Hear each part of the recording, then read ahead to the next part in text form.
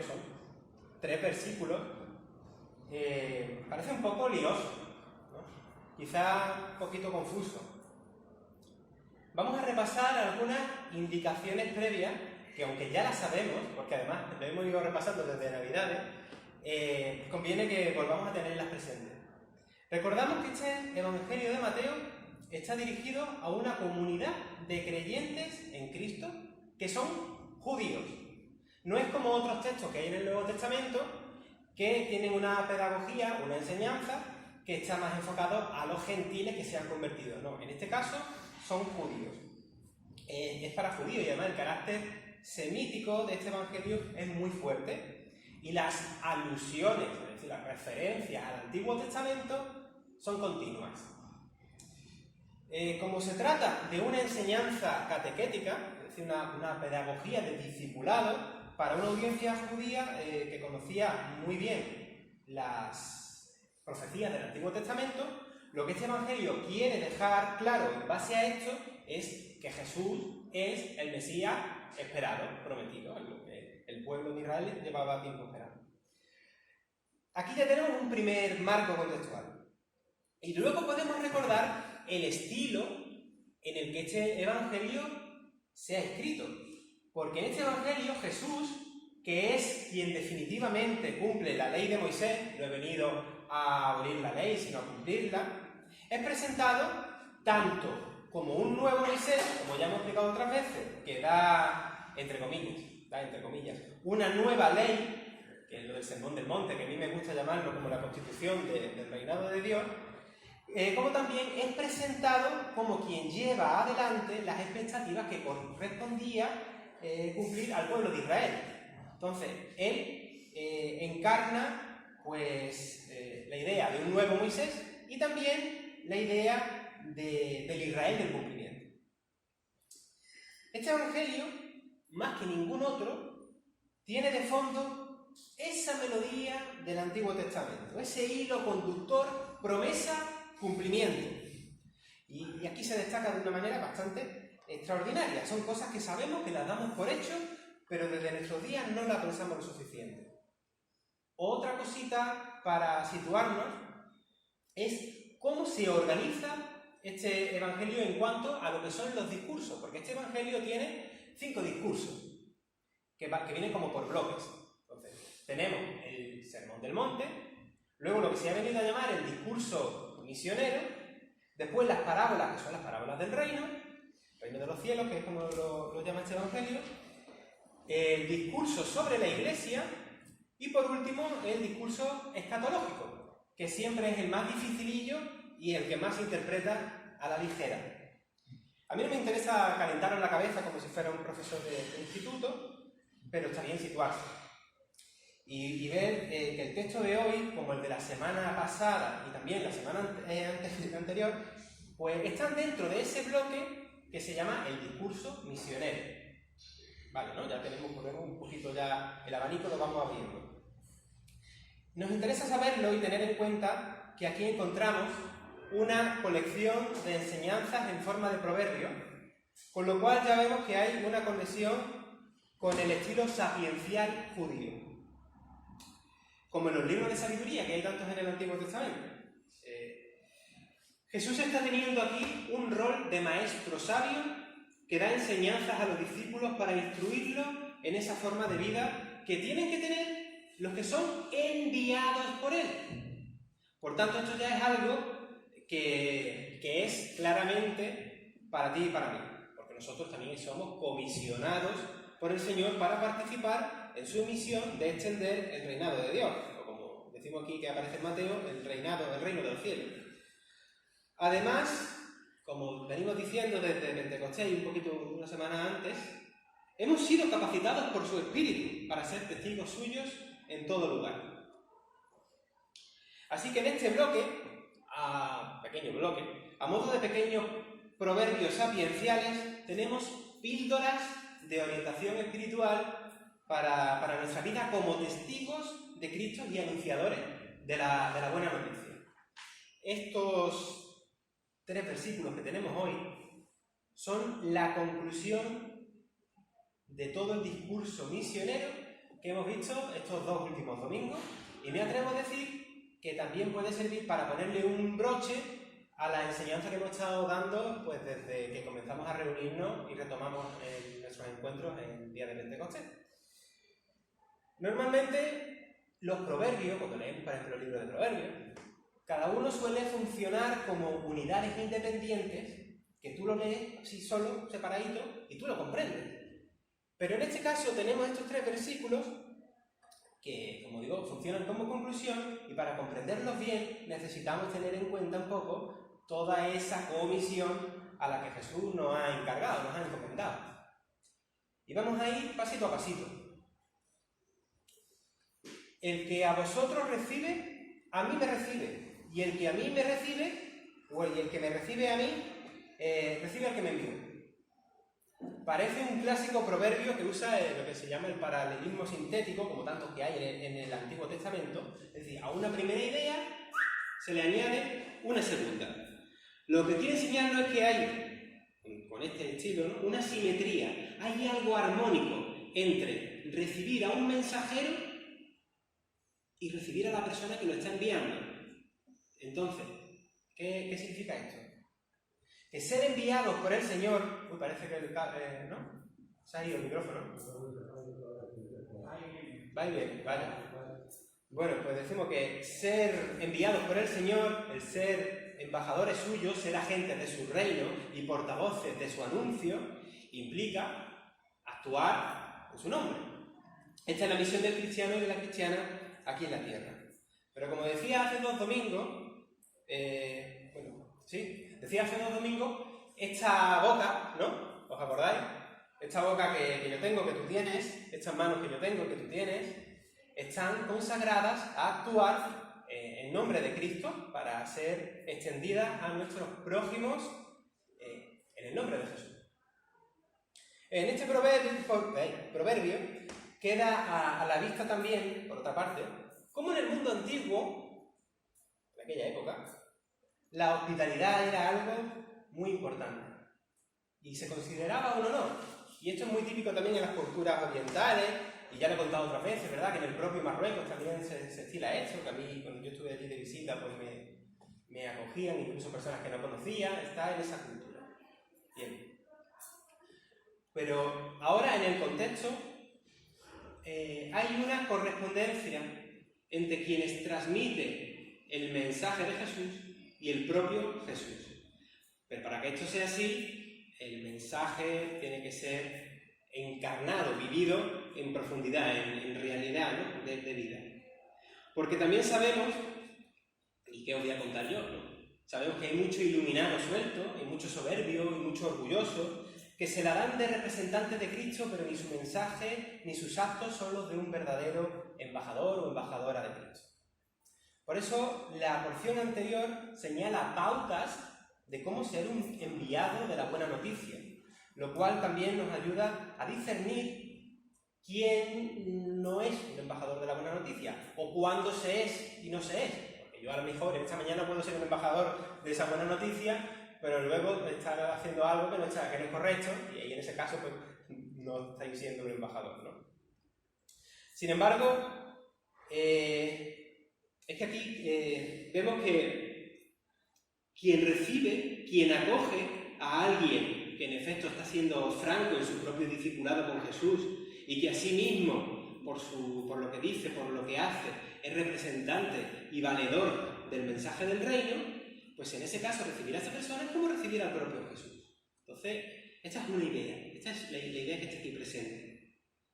Y por eso la semana pasada decía que aunque esperemos la parusía, ¿verdad?, aunque esperemos la segunda venida del Señor y todo esto, también Jesús está viniendo en nuestros actos, en nuestra vida, cuando somos bendición para otros.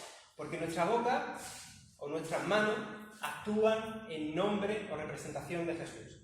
Jesús viene a través de nosotras y de nosotros, tanto por el anuncio como por los actos que hacemos conforme a esa buena noticia. Y además, la consecuencia de este versículo proverbio es que no solo quien nos recibe, en este caso a nosotros si somos agentes del reino, recibe a Jesús, que ya esto es extraordinario. Eso, la verdad es que... Sino que quien recibe a Jesús está recibiendo al Padre, ya que es Dios en Jesucristo quien viene a nosotros como Emmanuel, Dios con nosotros, a reconciliar al mundo consigo. Ellos también del Padre y yo uno solo. Y ahora el Espíritu de Dios, ponte a pensar, está en nosotros que somos su templo. Es espectacular. Que en esa perijoresis, como se llama, de que el Padre, el Hijo, el Espíritu cohabitan de manera recíproca, que nos incorpore de alguna manera a nosotros en esa relación. A los que nos ha hecho hijos de Dios, agentes de Jesucristo, portadores del templo del Espíritu. Parece una barbaridad. Bendita barbaridad. Bendita justificación, bendita reconciliación, bendita santificación que viene por medio de Jesús. Porque sin Él, yo, que me conozco a mí mismo, soy absolutamente indigno de tal cosa. Es que ni pensarlo. Siendo nosotros personas tan llenas de contradicciones y de fallos, que nos otorgue esa participación es algo extraordinario. Y vemos el amor, y vemos la gracia inmerecida que nos tiene. Sorprendente. Y luego tenemos, siguiendo este modelo sapiencial, volviendo un poco al texto, este modelo sapiencial que usa, hay otra frase que dice: el que recibe a un profeta, por cuanto es profeta, recompensa de profeta recibirá. Seguimos hablando de recibir, pero ahora se trata de recibir a un profeta. Y además añade la cuestión de la recompensa. Recordemos que en este mismo Evangelio Jesús acusa a los antepasados del pueblo no solo de no recibir a los profetas, sino de haberlos matado. Y además Jesús añade que los líderes de su tiempo seguirían persiguiendo a los profetas. Esto lo encontramos en Mateo 23, del 28 al 34. Un profeta es alguien que habla en nombre de Dios. No es solamente aquella persona que anuncia, ¿no?, el porvenir, sino aquel o aquella que, impulsado por el Espíritu, transmite su voz como portavoz. O sea, que cuando Jesús habla de recibir a los que hablan en nombre de Dios, lo hace teniendo de fondo la historia de un pueblo que no recibía a los profetas, sino que además los perseguían hasta darles muerte. El domingo pasado también mencionamos algo de las persecuciones, ¿verdad?, que podemos tener por causa del seguimiento a Cristo y la proclamación de su mensaje. Por el contrario, quienes nos reciben, que más que recibirnos a nosotros, reciben en realidad que nos comisiona, tienen también ellos, los que nos reciben, la recompensa de ser bendecidos, de tener la oportunidad de acoger la frescura de la palabra de Dios. Y esto no es por lo buen mensajero que nosotros podamos ser, así que quítate cualquier tipo de medalla. Esto es por el Espíritu que transmite esa palabra viva y porque ese Espíritu es capaz de valerse de personajillos y de personajillas como tú y como yo.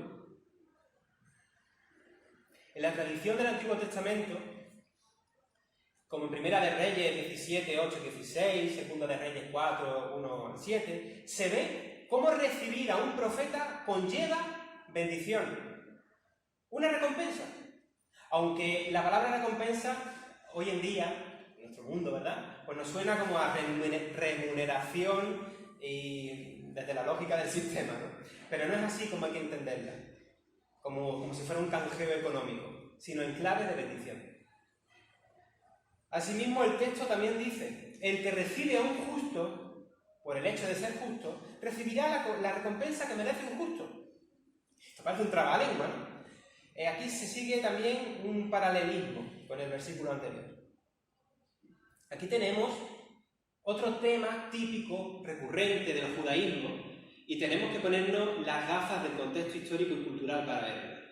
Hoy en día los principales especialistas sobre el tema de la justificación por la fe y todo esto, nos invitan a comprender qué significaba para un judío del siglo I esto de la justificación, de ser justos, En vez de, como solemos tener nosotros la costumbre, en vez de verlo siempre desde las gafas, desde la lupa de la Reforma Protestante. Dice, no, esperaros un momento, eso está muy bien, pero vamos a ir al siglo I a ver qué es lo que significaba esto. Y una persona justa era aquella que estaba en una relación apropiada con Dios y su ley, que aunque pertenecía al pueblo de Dios por gracia, en realidad era su cumplimiento de la ley lo que hacía que se mantuviese, permaneciese dentro del pacto del pueblo de Dios. Pero ahora que ya pertenecemos al nuevo pacto, lo que nos justifica y nos pone en paz a nosotros con Dios, por medio de Jesucristo, es la fe que nos ha dado. Es simplemente este don dado gratuitamente lo que nos reconcilia y nos pone en ese estado que llamamos salvación, rescate, redención. Y luego Jesús plantea que cualquiera que dé a uno de estos pequeñitos un vaso de agua fresquita solamente, por cuanto es discípulo, dice, de cierto os digo que no perderá su recompensa. Eso aparece en el versículo 42. A mí me llama la atención que nos llame pequeñitos, porque suena dulce, suena cariñoso, tierno, ¿verdad? Y que con lo que se dice aquí, mira por el bien de los que nos tratan bien, el bien de los que ayudan a sus hijos. Y yo aquí veo también una conexión con Mateo 25. Yo no sé por qué, llevo unos años con Mateo 25 dándome detrás. Aquello de tuve sed y me disteis de beber. Uy, qué bien. Cuando viene el micrófono va y viene, algunas veces da un ímpetu, que parece que estoy yo aquí súper inspirado. Tuve sed y me disteis de beber. Jesús experimenta lo que vivimos en primera persona. No solo lo que vivimos nosotros, sino también lo que viven nuestros prójimos. Y en ese otro texto que digo de Mateo 25, a los que dan agua al sediento o pan al hambriento, se les dice, venid y recibid el reino que se os ha preparado desde antes de la fundación del mundo. O sea, desde antes de la propia existencia. Cubrir las necesidades del otro, de la otra, en este plano de existencia del mundo que conocemos es una acción que tiene una repercusión en el corazón de Dios que luego lleva a bendecir precisamente a los que ayudan. Los vuelve, esto es muy curioso, los vuelve participantes, quizá incluso sin saberlo, quizá indirectamente, del nuevo reino que se expande desde las acciones sencillas y pequeñitas. Gestos que parece que no tienen ningún valor, pero que tienen una potencia, la potencia del reino de Dios. Yo me acuerdo mucho, y en alguna ocasión lo he mencionado aquí, de este muchacho que se llama Scott Warren, profesor de universidad y miembro de una ONG que se llama No Más Muerte, que está vinculada a una iglesia en Estados Unidos. Y este muchacho, en contra de la ley, ahora seguramente ya con la ley de quién hablo, fue dejando botellas de agua en la frontera de Estados Unidos con México para aquellos inmigrantes que cruzan la frontera, que es desértica, que es ardua, difícil, porque deben ser tratados con dignidad, ¿no? Algunos se ven las imágenes como algunos vienen con bebés, con niños, no es fácil. Y el Warren, y no solamente él, sino también su equipo con el que trabaja en la ONG, fueron dejando estas botellas de agua. Y esto hizo que el muchacho fuese a los tribunales de Estados Unidos por transgredir la ley. Eso no está permitido. Y también me acuerdo, de hace muy poco, de la alemana que fue juzgada por salvar vidas en el Mediterráneo. Y yo no niego, de verdad, no niego que operen verdaderas mafias y esas cosas, ¿no? Que haya aprovechado, eso sí, es verdad. Pero tampoco niego, bueno, no me sirve tampoco de excusa lo que quiero decir, ¿no? Y luego es verdad que hay ideologías o partidos políticos en concreto, si queremos, que se aprovechan de estas cosas para sus campañas o lo que sea, ¿de acuerdo? ¿De acuerdo? Pero no es eso a lo que voy, ¿no? La cuestión es que la disposición cristiana de servicio tiene que seguir adelante, aunque sea ilegal, pero no se le niega a agua al que tiene sed, ni abrigo al que tiene frío. Aunque, no sé, si la ley dijera que eso es ilegal, no por ello vamos a dejar de hacerlo, ¿no? Antes he hablado que quien nos recibe a nosotros, nos estaba poniendo a nosotros como ejemplo, en cuanto a que si somos creyentes honestos y comprometidos y tal, y si vamos proclamando el anuncio y nuestros gestos son gestos que son liberadores, que muestran el reino del Señor, pues a quienes nos reciben a nosotros es como si recibiesen a Cristo. Esa era la idea. Pero como digo, cuidado con ponerse medallas. Y yo invito a que lo pensemos a la inversa. Es decir, si nosotros recibimos a otros, sobre todo cuando esos otros tienen un testimonio que da prueba sincera de su fe, también es como si recibiéramos a Cristo. Nosotros recibimos a Cristo en otras personas. Otra vez, Mateo 25 aquí, ¿no?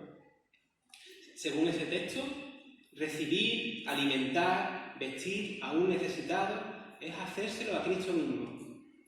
Y la pregunta para esta mañana es si tú y si yo estamos dispuestos a recibir al prójimo en tanto que es imagen de Dios. Hebreos 13:2 también remarca toda esta idea de esta mañana de otra manera. Ahí en ese texto dice: no os olvidéis de mostrar hospitalidad, porque por ella algunos, sin saberlo, hospedaron ángeles. Y es que ángel significa mensajero.